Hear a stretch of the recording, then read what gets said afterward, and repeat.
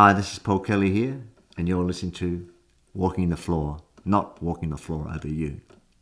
Perfect. I'm walking the floor over you. Walking the floor. I'm walking the floor. Walking the floor over you. Hola, señores and señoritas. Welcome to a fresh new edition of Walking the Floor. I'm back from vacation, people. I'm relaxed. I'm suntanned. My beard's a little too long. My hair's a little shaggy, but it's the middle of the goddamn summer. I feel good.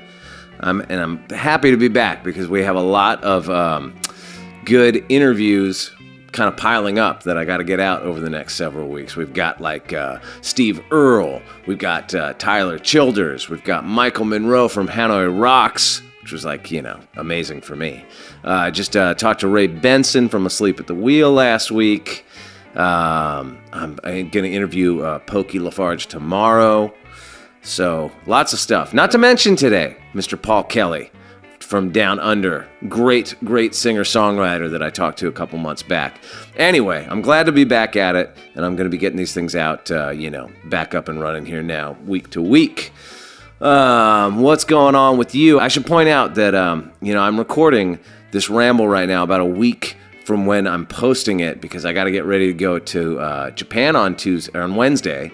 So I'm getting it done early, so I might be a little bit behind the times. There's been some good things this weekend. The Premier League started back up, and Arsenal had a bruising 4-3 win against Leicester, which was great. And then, ugly stuff too, horrible stuff. We have white nationalist terrorism right here in the United States of America, which is super depressing, sort of like watching the world continue its downward spiral, if you want to get all grumpy about it. But, I try to remind myself in times like this that that's just a little teeny, tiny, very vocal minority of our population and who we are. So let's always try to remember there's a lot more of us than there are of them. What else is going on here? Leaving for Japan on Wednesday, yada, yada, yada. Oh, I know what. Let's talk about lilzounds.com. Let's get into some commerce. Did you know that at zounds.com, you never have to pay full price all at once? You can split your order over 4, 6, 8, or 12 monthly payments. Whatever fits your monthly budget best. And instead of paying the full price all at once, they let you own the gear you've been dreaming of right now. So there's no reason to wait anymore. Get on over to zounds.com. All right, that's it for my big ramble today. Let's get to the interview.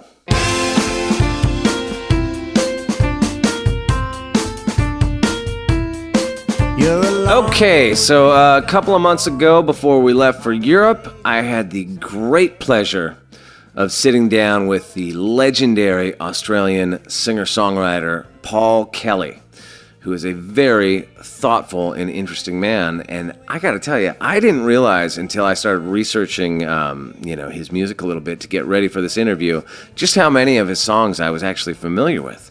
I thought I only knew like one or two, but I knew tons of them. And since our conversation, I've been kind of on an obsessive Paul Kelly tear on my Spotify. I encourage you. This is a guy that's been making records all the way since the 80s, folks. Maybe even the late 70s. I don't remember. So I encourage you to go out there and listen to all of his back catalog. And while you're doing that, check out his brand new record, Life is Fine, that came out on August 11th worldwide. He even plays the title track at the end of the interview, so make sure you stay tuned to listen to that. This is Mr. Paul Kelly on Walking the Floor.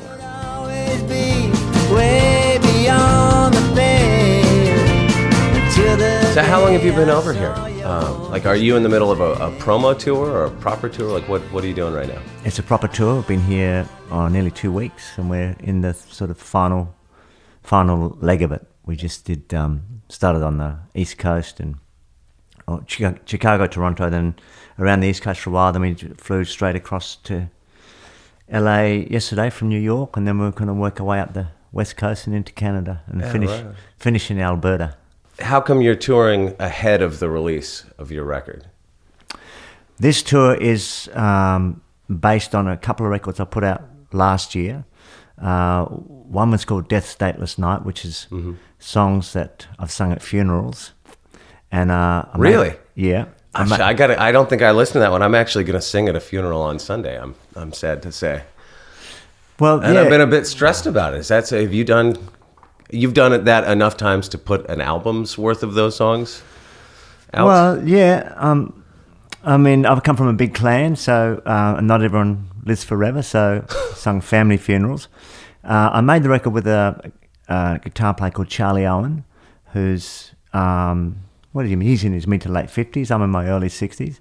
We've both sung a lot at friends' funerals, as you'd know. I guess in our job, there are often people die before their time.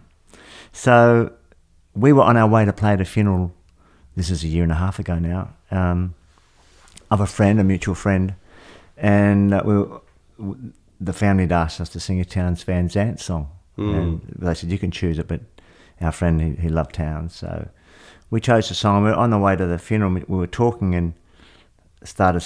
I think I might have said, "Oh, here we go again," and we started talking about all the songs we'd sung at funerals. I mean, not always together. I'd done, but we had done a few together, and we'd sung at funerals of mutual friends of ours, plus ones I'd done, family ones, and other friends of mine, and Charlie had often played at funerals, and we just started talking about all the songs we'd done. We started listing them, and then Charlie turned to me and said, "Gee, that'd make a good record."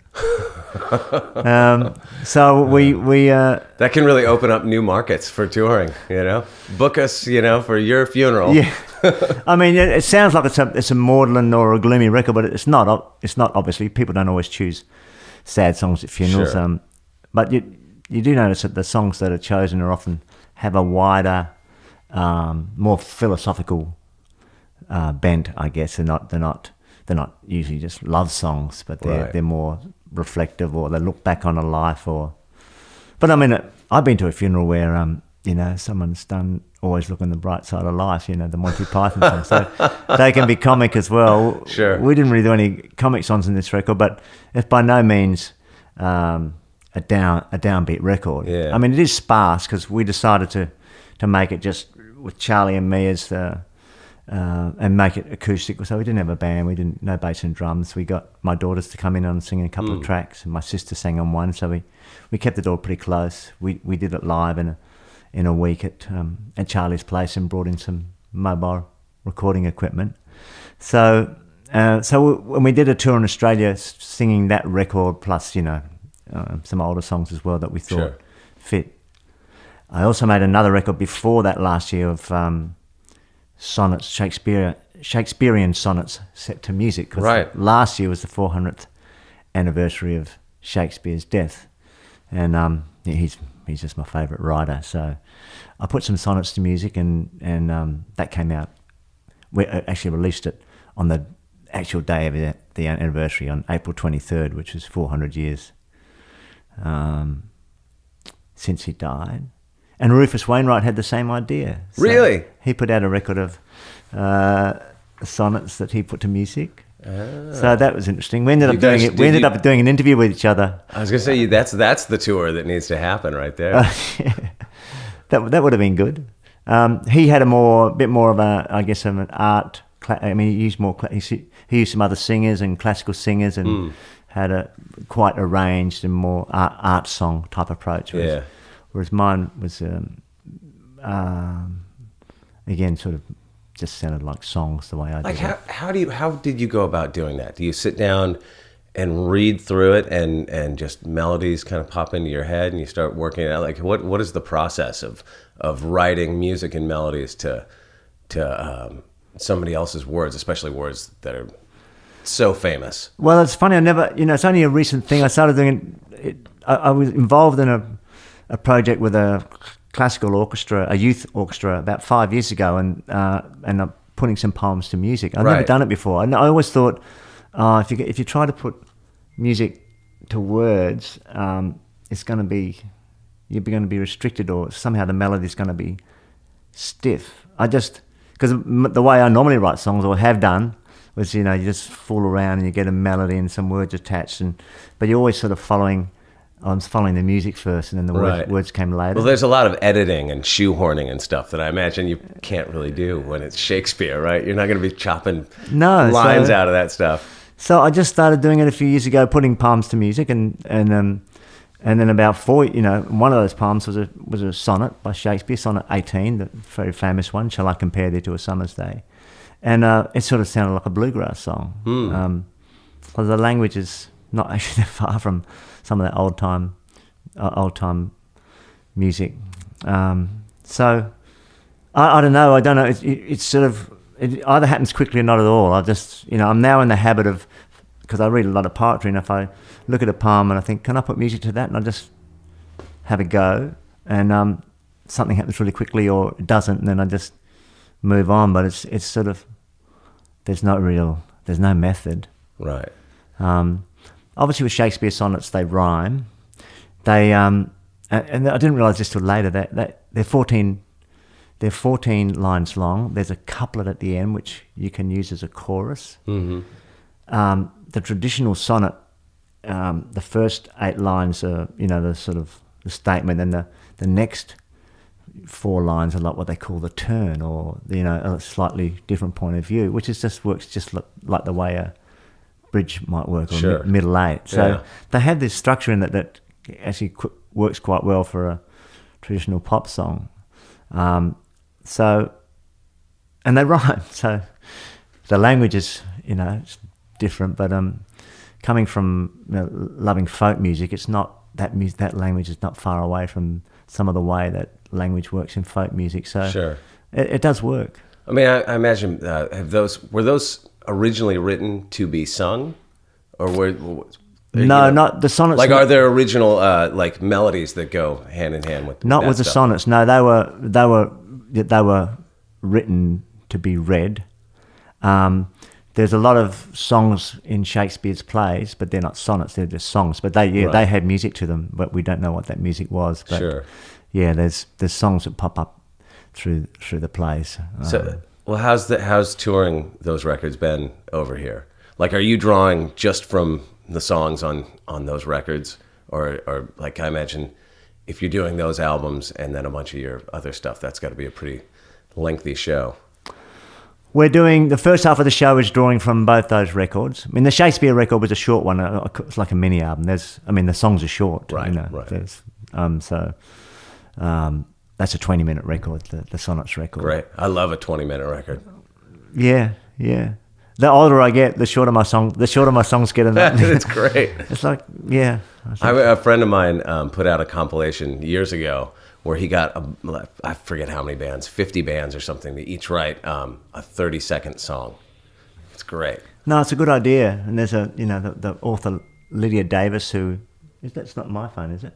I don't know. I thought I had mine off. I turned mine off, but that could very well be somebody like in an office next to us. So who knows? It doesn't sound like my phone. Yeah, hopefully the mics won't pick that up too much.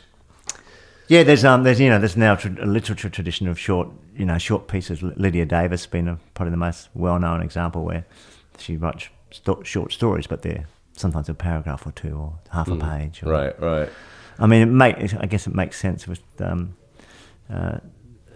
the way our culture is now too, that people don't have the attention span for a long for much beyond that. I mean, the long form is still great, and people still want it, but in lots of ways. I mean, how many times you put on a record at home and then you never get to the end of it because life takes over? It's so funny. Like, when I was growing up and you had vinyl, I listened to albums front to back all the time, right?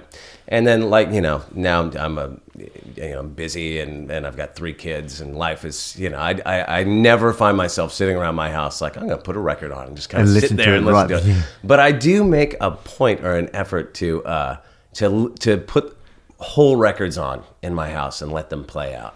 Yeah. Because, I mean, I love it. Even if I'm not sitting there, really focused on it the whole time like I would have been when I was 10 years old or something. I do like that experience of just the whole thing, even if it sort of half of it becomes background music. I don't know. I still dig it. Yeah. I still make. I I mean, when I was a kid too, I used to put on a record and lie in the dark and listen to it. Oh yeah. It's the best. That was like an activity in itself. Yeah. For me growing up, and for my brothers and most of my friends, we would just put on a record and kind of sit there, and we'd study the sleeve. And and you would go deep into it.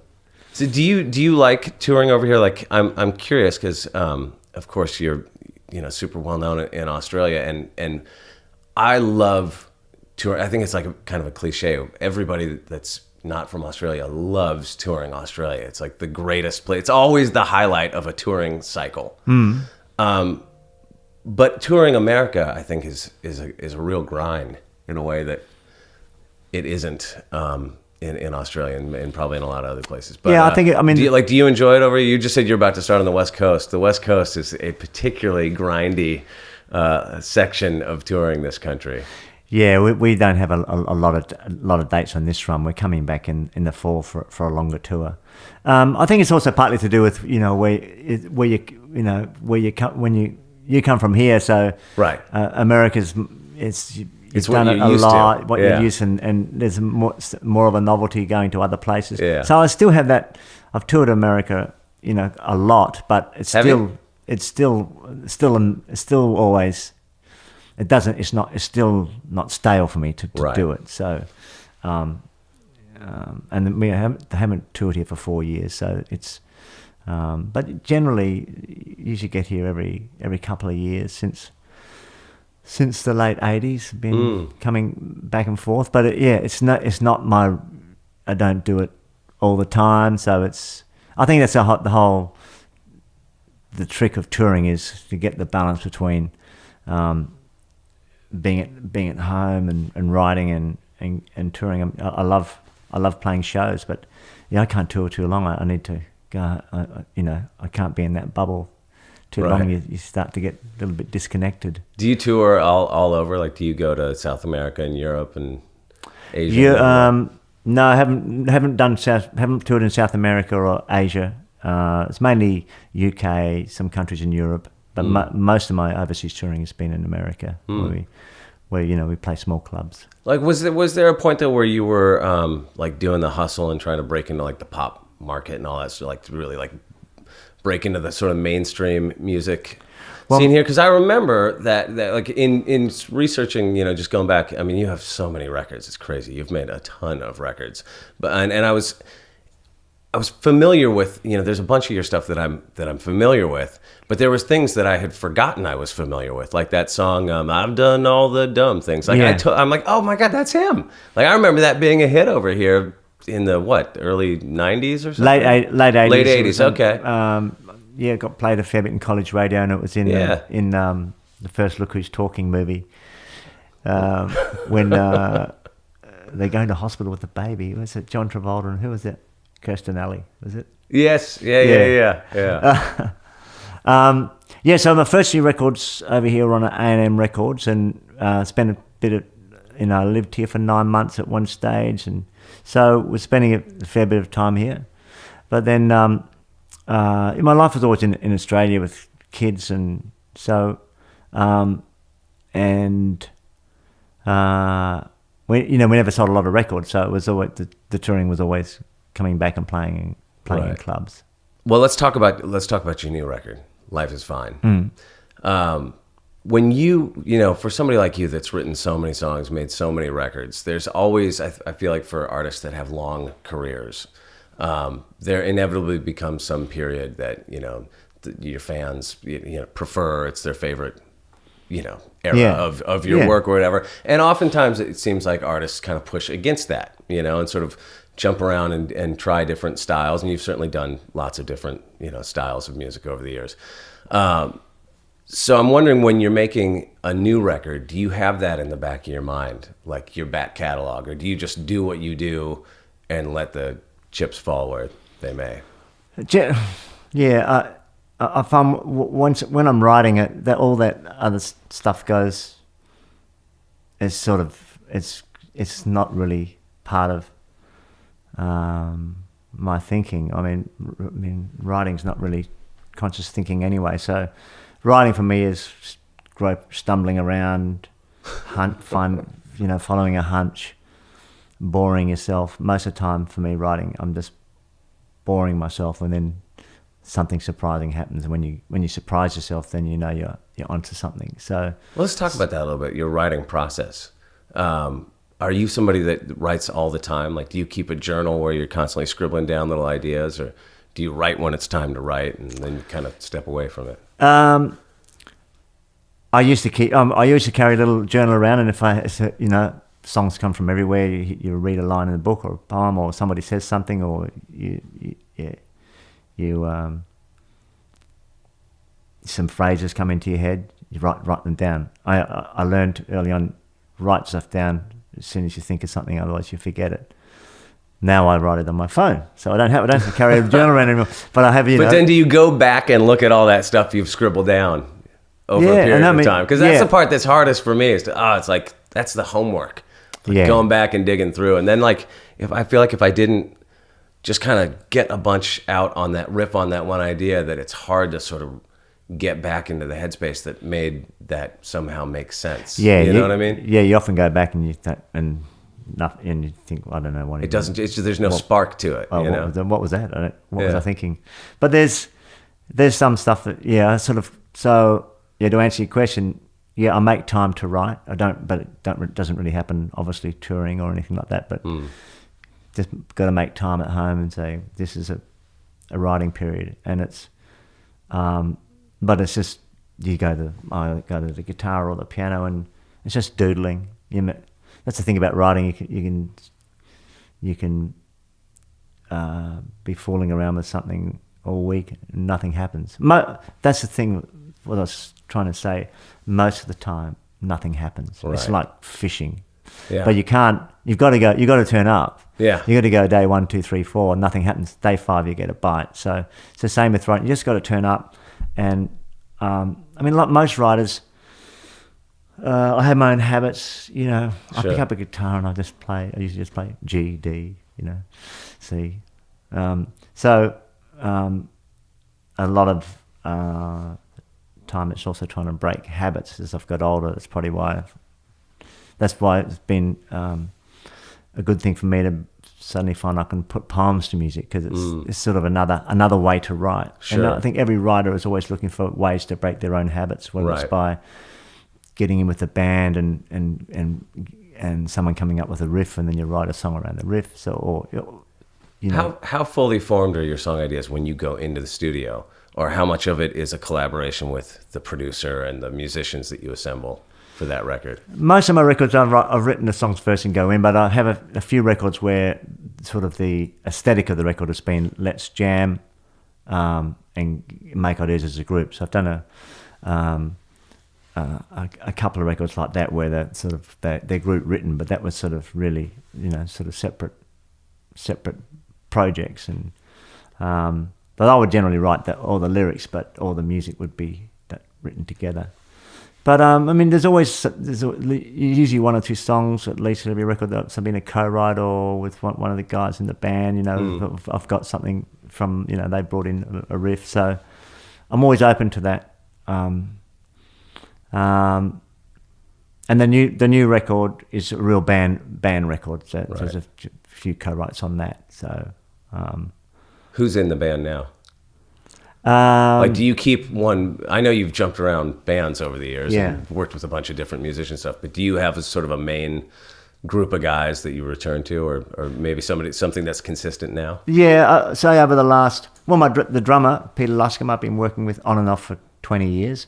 So my band now is kind of a bit more like a squad. There's regular people that I play with, but sometimes people come in and out. My nephew Dan Kelly plays with me a lot, and he's been on various records in the last 10 or 12 years, but he also does his own records, so he's not always available. So the guitar spot has sort of been a little bit fluid.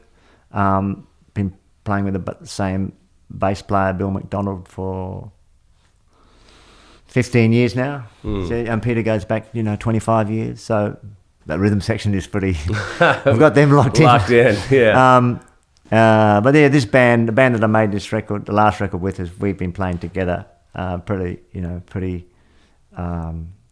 consistently for 8 or 9 years. Well, this new one, I just got it last night. So at first listen, it sounded to me, and So did they send you a? So what they sent you? Life is Fine. Yes. All right. Yes. Okay. So I gave that a spin, but I don't know every nook and cranny of your entire catalog. So I could be off in my impression of it, but it sounded to me like maybe the first half of it was a little like spookier, even maybe a little more aggressive than the stuff that I'm familiar with of yours, and then the back half of it was a little maybe more of the sort of like, I don't know what you would call like power pop almost sounding, like kind of poppy, hooky type of stuff that I sort of more associate with you. Sounds like, I wonder if you got the order got a bit it could have been. Yeah, it might have been. I don't know. The first half is more like harks back to some of my older records from the 80s and 90s, so it's more poppy, right, rock and roll, and then it sort of tapers down to it sort of ends with a couple of acoustic songs without bass and drums. So I think I might have listened to it backwards. It sounds like it. See, that's what happens when you get these fucking things on Dropbox. I don't know what's what. They just make their own order. Yeah. So I'll get them.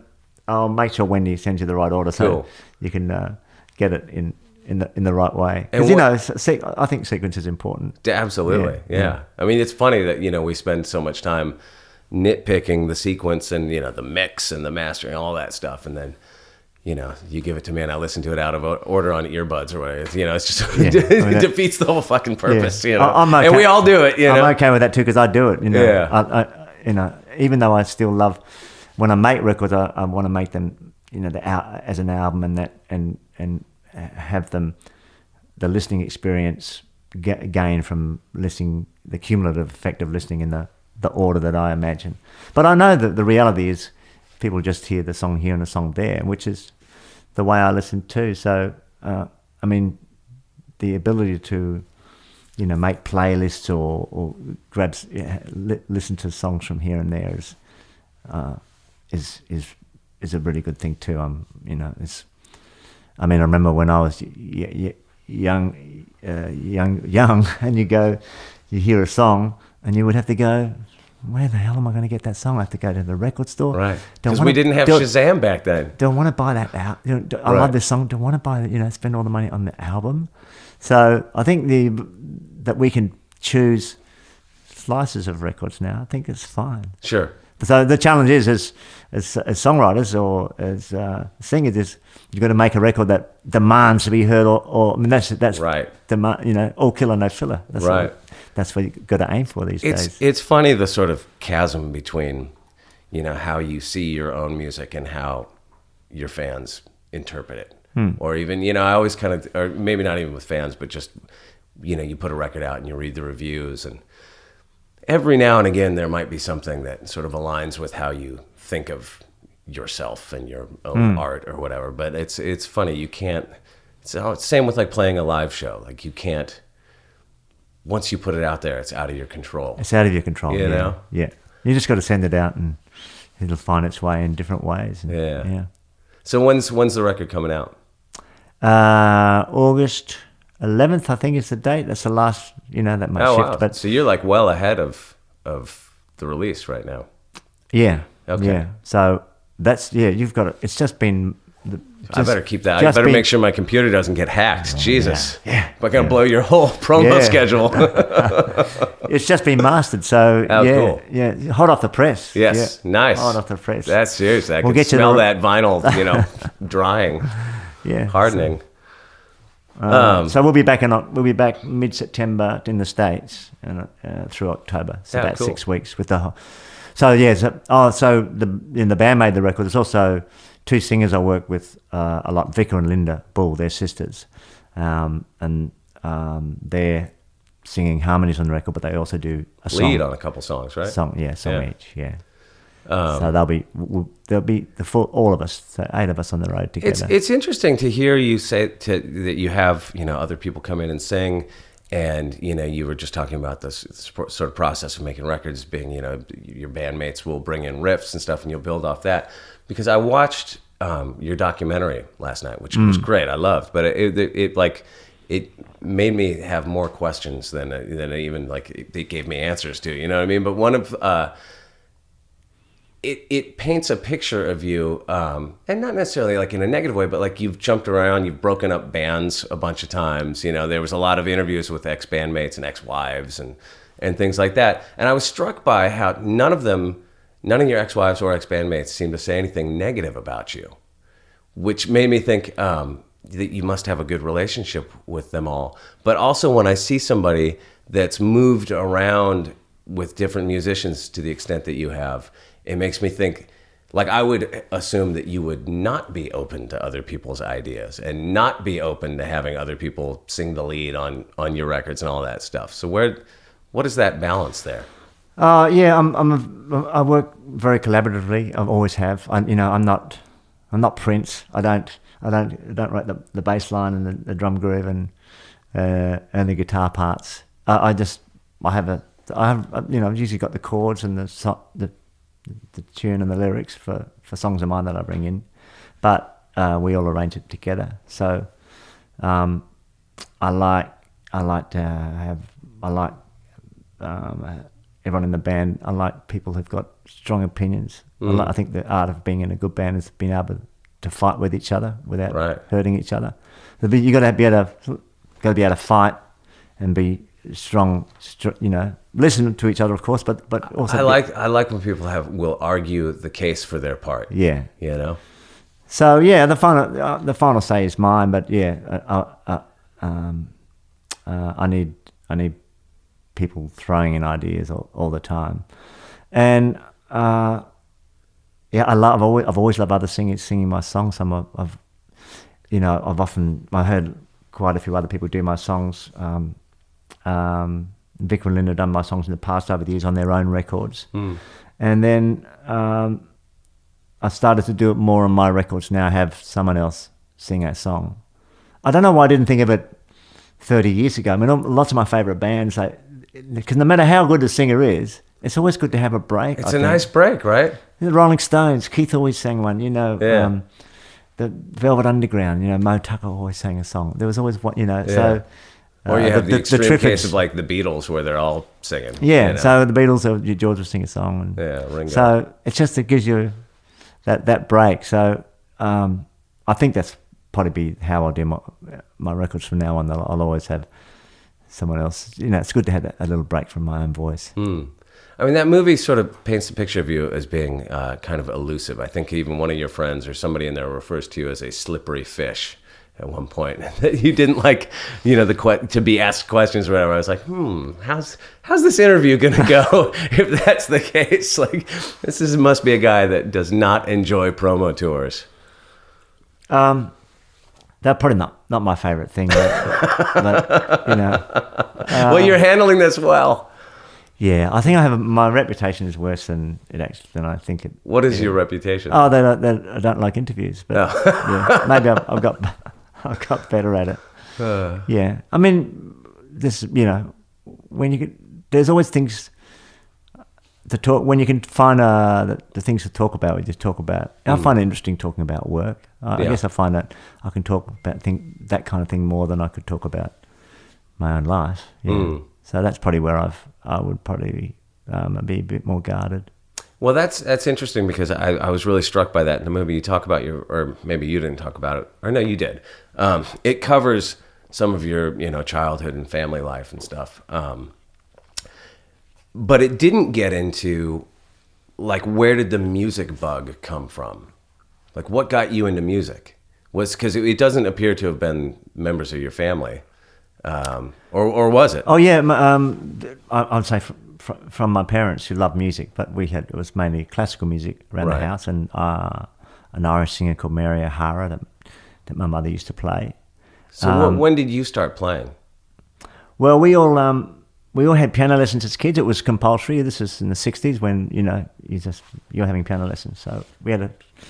That's still the case for my kids in my house. Good to hear it. Yeah. Too much choice sometimes these days with kids. But totally. So God, I was just having that conversation with my wife last night. Yeah. I think too much choice is bad for kids, and boredom is good for kids. let your kids be bored. I come from the boredom theory of parenting. Right. They'll know, figure something interesting figure out if something they're out. bored. Yeah. That is, it's funny you say that, because when that kind of drives me nuts. Maybe I'm handling it wrong, but when my kids, like on a weekend, will come up to me and go, "I'm bored. What should I do?" I'm like, "Are you fucking kidding me? How are you bored? Just go out the front door. It's all out there." Good. Yeah. Well, I think that's the best way to handle it. So, yeah. So you started with piano lessons? Yeah, then? we had Mrs. Seacamp used to come around and do a few of us at one time, and then I did a couple of years at that, just 10, 11. Then my sister was going out with this guy, and he played the trumpet, and I was quite taken with this guy, my older sister, and he played the trumpet, and he brought around some Dixieland jazz, Kenny Ball, Louis Armstrong. Kenny Ball's an English guy, Al Hurt, and Louis Armstrong were the Hot Five. And I heard, I was about 12, and I heard this, this New Orleans music for the first time. It just blew my head open. Couldn't figure out how they were all playing their own, playing so freely, their own thing, but still playing something together. Right. So then I guess that was when I first just fell in love with music. And then the school I was at was starting a brass program, so I started to learn the trumpet. So I learnt trumpet through high school, and then I remember Mum brought home Herb Alpert's greatest hits, and I fell in love with that. That was the first Lying in the Dark record. Listening to The Lonely Bull. All that sort of stuff? Well, yeah, but I guess it's probably like the slightly more melancholy side of it, The Lonely Bull and El Lopo. Had you not discovered pop music like the Beatles and the Stones and that sort of thing at this point yet? Yeah, that was happening as well. So yeah, again, having older sisters and brothers, bringing in the Beatles. So I hear a lot more Beatles in your music than I hear Herb Alpert and the Tijuana Brass. Yeah, I guess that's the first thing I remember, the trumpet and Herb Alpert. Yeah, but then it was obviously the Beatles and the Rolling Stones and then Bob Dylan coming into the house. So so I remember hearing Blonde on Blonde. That was my older brother's records, and then it was Moody Blues and Pink Floyd, and so it was a lot of music came from my older siblings. And when did you start performing? When did you go from being a fan to a performer? It was probably a bit later than most people. I wrote my first song when I was 21. So I left school and travelled around. I was in love with writers like Henry Miller and Jack Kerouac and Herman Hesse, and so I wanted to be a writer. So I was writing more prose or prose poems. I was going to ask you about that with the sort of literary quality to your lyrics and with a lot of the work you've done. I was wondering if there was a point in your life before you became a musician that you were kind of headed down that road of being a writer. I thought I knew I wanted to be a writer, and then I wrote, but I started playing and I started learning guitar off friends when I was 18. The gang I hang around with, and they were listening to, this is 73, 74. So first time I heard Graham Parsons, the Byrds and the Burrito Brothers. Yeah. And so, and then I listened to a lot of Neil Young around then. So that's when I started learning guitar. And I was sort of learning songs. We used to go to a folk club in Adelaide and started to dig into all that. And then was playing songs for 2 or 3 years, and then one day I wrote one. I thought, if I can write one, I can write another one. So if I can write one, I can write hundreds of them. Do this for years and years. It's always one at a time, though, isn't it? Yeah. So so I got hooked on writing songs. So the other kind of writing I was doing fell away. So I pretty much wrote songs for a long time, and more recently, I've done some prose as well. But where was the point where you thought, like, I'm going to make a run at this? This is going to be my life. I'm going to be a professional musician or whatever, however you sort of thought of it. As soon as, I wanted to be a writer as soon as I left school. So that was, I didn't want to a 9-to-5 job, or I didn't want any other career. I wanted to be a writer. And then it was a few years after that I can write songs, and that sort of suited me. I liked being able to write something How did short. your family deal with that? So good. My dad died young, so just Sure. my mother. Did well at school, so I was expected to go to college. But I went for one term, and then I didn't like it. I wanted to be more. I didn't want to be on a sort of a railroad track in that sense. I wanted to be able to feel free to explore or do my own reading. So I wasn't ready for university. I could do it now. I mean, I still think it'd be great to go back to university and do a course, but I think about that all the time. But not I think I'm then. going to do it when my kids go. yeah, but not when I was 18. No, I didn't want. I thought I wanted to just be able to read a book, and then leads me to another book, and I want to be able to follow that lead, follow this hunch. I don't want to be in a course. So, and my mother was disappointed that I was not going to, giving up university. And I said, I still remember the conversation. I said, I want to be a writer. And she said, well, if that's what you want to do, then you've got to follow it. So she took it on board. Yeah. And so how did that then lead to the Melbourne sort of rock and roll new wave scene of the late 70s that you were a part of? I just thought that part was really interesting in the movie. It made me think that there's parallels between a lot of what I think of the sort of more interesting musical artists of that time had kind of maybe similar cultural backgrounds to what you're talking about coming from. Yeah, that's for me, that's the best part of the doco. I mean, obviously the doco, it's uncomfortable for me to watch, but the documentary's not made for me, so that's as it should be. But it seemed like that was kind of a rough scene. Like I know there's that part where you got your jaw broke, and it just looked like a little bit of a heavy scene. Yeah, I mean, like a lot of drug use and that sort of thing going on. But it's amazing how quickly a certain time or culture disappears when you're in it. Melbourne in the early 80s and mid 80s, it's kind of gone now, but you never think it's going to go that fast. And we didn't run around taking photos of each other or filming each other, but someone at some point did a video 8 footage, and that stuff becomes gold. And then you see something from a TV show in the 80s, and everything looks so way back in time. Yes. And you realise how quickly it passes, and that it was actually quite valuable that it was documented in some way, because we all come out of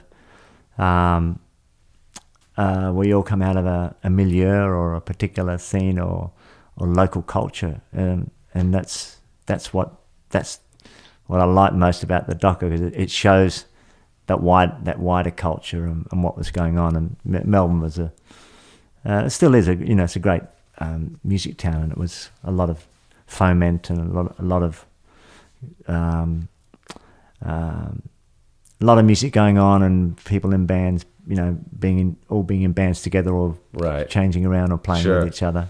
That's a great formative period in a musician's life. I think happens to a lot of us. Where you're just bouncing around, where the lineups are just shifting all around you constantly. Yeah. If I didn't know, that was one of the parts I thought was really pretty interesting about that movie, because I didn't know about that period of your career. What were the band names at that time? Where'd it go? I wrote it down. The Dots. The Dots, the High Rise Bombers. The High Rise Bombers. Yeah, it was like I don't know, like my image of you is not that scene. Yeah. I mean, I don't know what the right way to put that is. It just seemed like a more like, kind of fucked up, aggressive punker, thing happening than I would associate with you. I thought it was great. But still, I remember, when punk music was big in Melbourne, and when I first moved there in '77, and I remember, and I was still playing. A lot of my songs were kind of mid-tempo, or still are, and I remember just people saying, "Play faster, play faster." Audience, that was the thing. Play faster, play faster. Right. So I was still a bit at odds. The High Rise Bombers had a horn section, sort of a floating horn section, and that was sort of quite weird too in the context of all the other bands. Well, it's a at the great time. period when things hadn't, like the uniform hadn't quite been, Yeah. put together yet for what that scene would eventually become. Yeah. Yeah. Do you have you ever reunited with any of your the Dots, the High Rise Bombers, the Colored Girls, any of the bands that you were first coming up with? To play? Yeah, like have you ever done reunion stuff with any of those folks? Do you ever feel drawn to revisit like your musical past? No, not really. I'm still friends with those of them who are still around, but we haven't played together. So Are any of those? I've been folks? asked to do some of those. Play that when I play the album. Play Gossip. Right. Which is a record from 1986. Do you want to get together and play? Yeah, I'm not really. Doesn't really float my boat. Yeah. There's still songs from that time that I play. Sort of what happens is after a while I forget which songs are on which record. It's the songs that as you travel around singing, certain songs stay with you.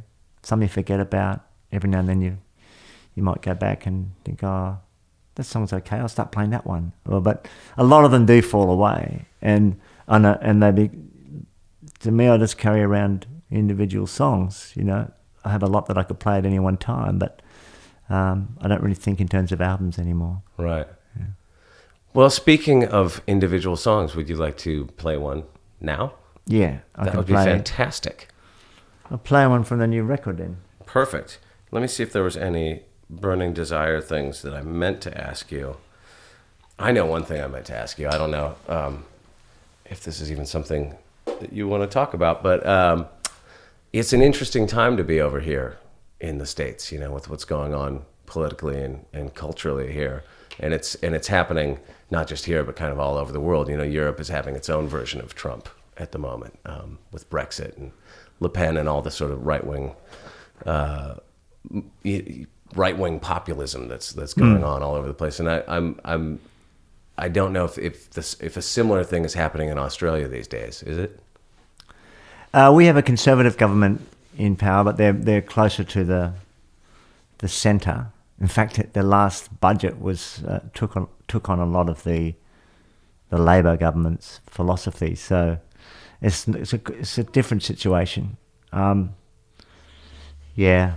Is that sort of thing bubbling up? That sort of rejection of neoliberal economic policy and globalization and free trade and the same forces. There's sort of like there's a right-wing version of that and there's a left-wing version of that. And right now in America, the right-wing version is dominant. But there is a left-wing version. You know what I mean? I'm using the wrong hands to illustrate that point. I know, and also it's not. I think also things. If you take the long view, things do shift around, and the right wing is only just dominant. They just scraped into power. There's still the opposition is still really strong. And in some ways, I think I can sense it's the opposition has been energised by Trump being in power.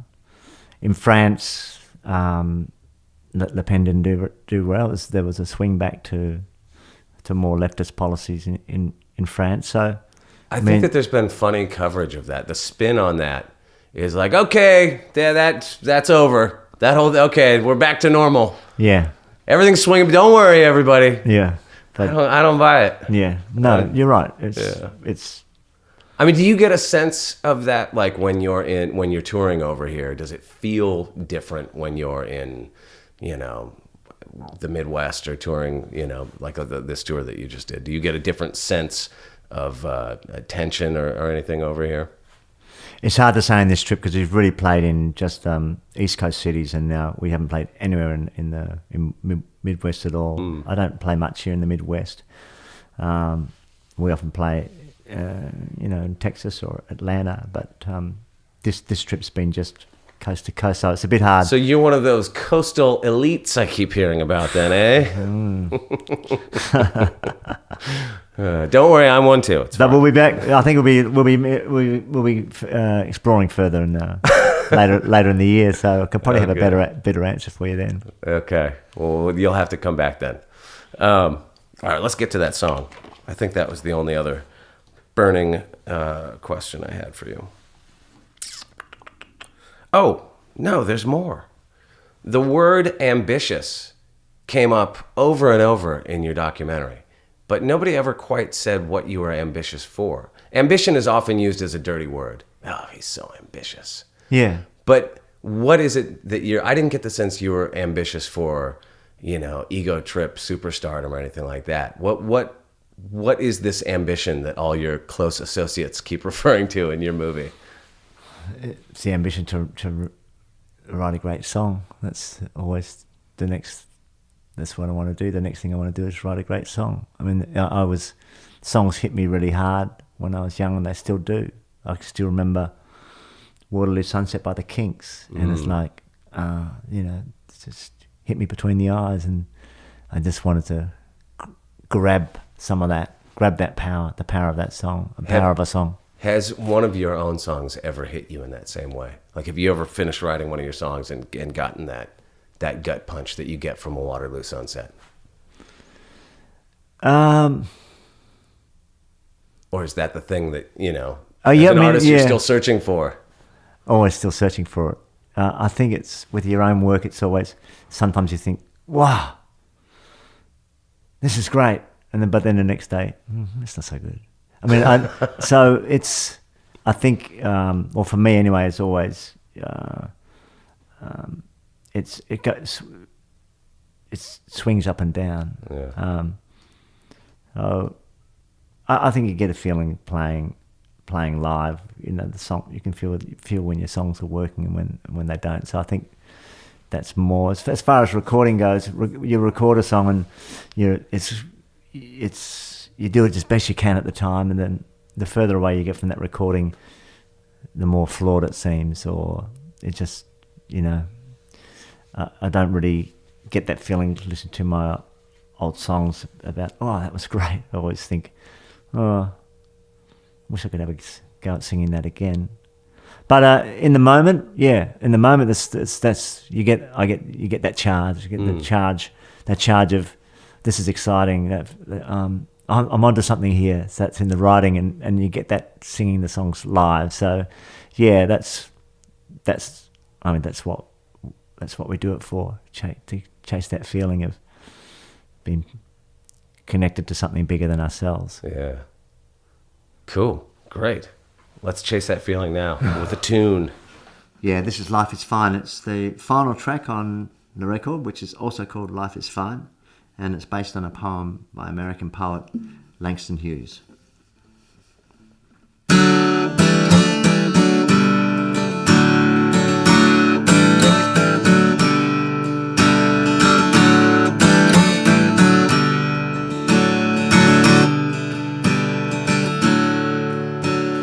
I went down to the river, I sat down on the bank. I tried to think, but I couldn't, so I jumped in and sang. I came up once and I hollered, I came up twice and cried. If that water hadn't been so cold, well, I might have sunk and died. But it was cold in that water, yeah, it was cold, yeah, it was cold in that water, so cold.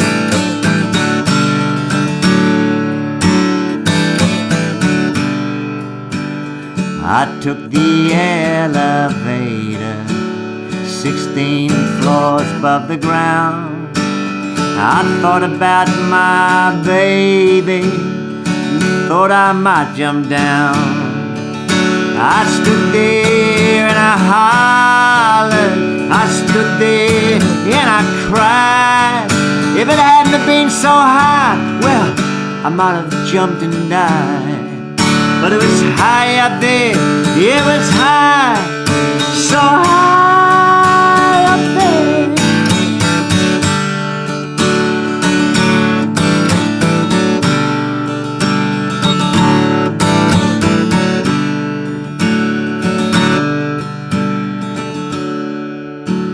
So since I'm here still living, I guess I will live on.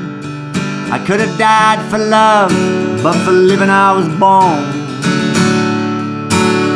Though you may hear me holler, though you may hear me cry, I'll be dogged, sweet baby, if you're gonna see me die. Life is fine, fine as wine. Life is fine.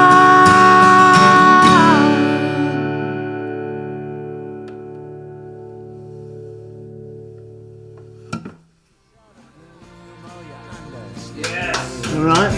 Finally, something good. All right, that was Mr. Paul Kelly on Walking the Floor. Make sure you get out there and listen to his brand new record, Life is Fine. He's got lots of US touring coming up through the fall. You can find out all about it at paulkelly.com.au or check him out on Twitter at Paul Kelly. I will be back next week with my interview with Mr. Steve Earle, where he will be discussing his love of Arsenal Football Club, as well as his great new record, So You Want to Be an Outlaw. In the meantime, you're probably all burnt out on listening to the old Walking the Floor episodes because we haven't posted one in a while, and I'm guessing that you got all caught up, so I'm going to give you a couple of other really good podcast recommendations for you to check out. I listened the other day to an incredible interview with the economist Mark Blythe on a podcast called The Dig. So look for that, The Dig, with Mark Blythe. He's a guest on it. He doesn't host it. And then also the Russell Brand's new podcast, so good. It's called Under the Skin with Russell Brand. Listen to episode number 3 where he interviews filmmaker Adam Curtis. It's excellent. Get yourself informed, people. All right, we'll be back next week. Until then, take care of yourselves. This is Chris Shiflett signing off for Walking the Floor. Adios, amigos!